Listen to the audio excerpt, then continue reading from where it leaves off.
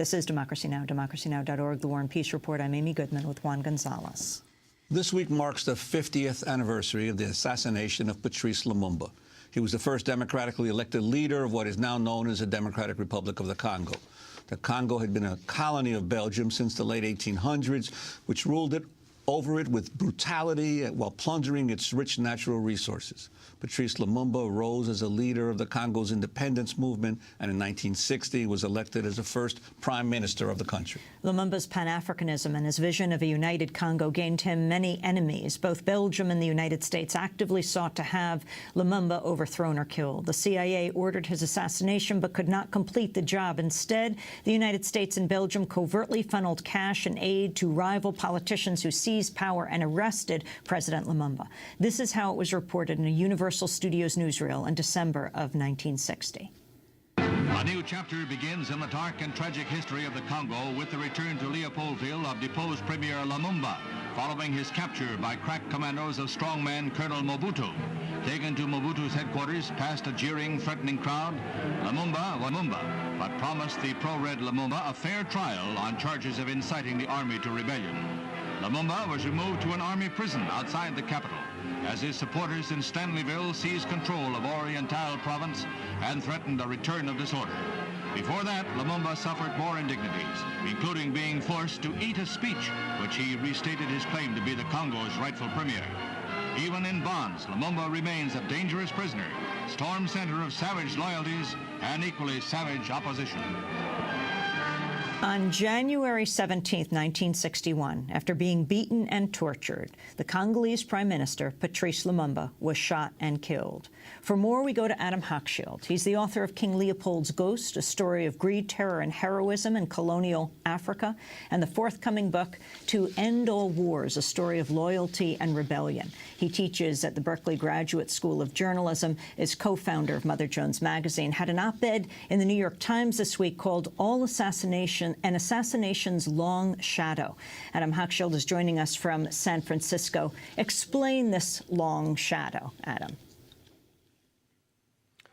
Well, Amy, I think the assassination of Lumumba was something that was felt by many people to be a sort of pivotal turning point in the saga of Africa gaining its independence.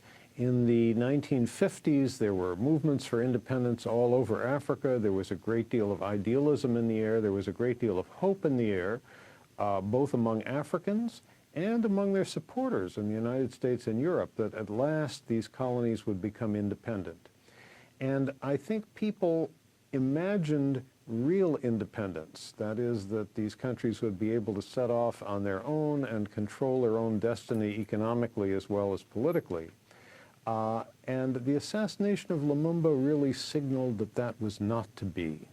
Because for Belgium, as for the other major European colonial powers like Britain and France, giving independence to an African colony was okay for them as long as it didn't disturb existing business arrangements, as long as the European country could continue to own the mines, the factories, the plantations. Well, okay, let them have their politics.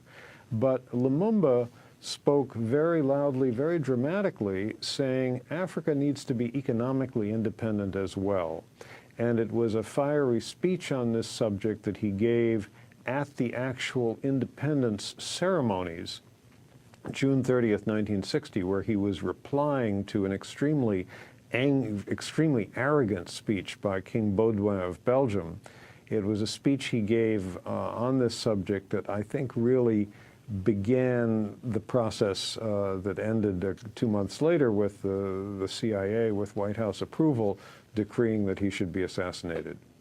And, of course, for most Americans who were not perhaps as familiar with African colonialism, since that was basically a European project throughout the 19th century, the role of Belgium and the importance of the Congo as really the jewel of Africa in terms of its wealth and resources. How did the Congo suffer before Lumumba came to power? Well, the story really begins in the modern era in 1885, or 1884 to 85, when all the major countries of Europe, led preceded by the United States, actually. We were the very first, recognized the Congo not as a Belgian colony, but as the private, personally owned colony of King Leopold II of Belgium. A very greedy, ambitious man who wanted a colony of his own. At that point, Belgium was not sure that it wanted a colony. Leopold ruled this place for 23 years, made an enormous fortune, estimated at over $1 billion in today's American dollars. Finally, in 1908, he was forced to give it up to become a Belgian colony, and then he died the following year. And the Belgians ran it for the next half century, extracting an enormous amount of wealth, initially in ivory and rubber, then in diamonds, gold, copper, timber, palm oil, all sorts of other minerals. And as with almost all the European colonies in Africa, this wealth flowed back to Europe. It benefited the Europeans much more than the Africans.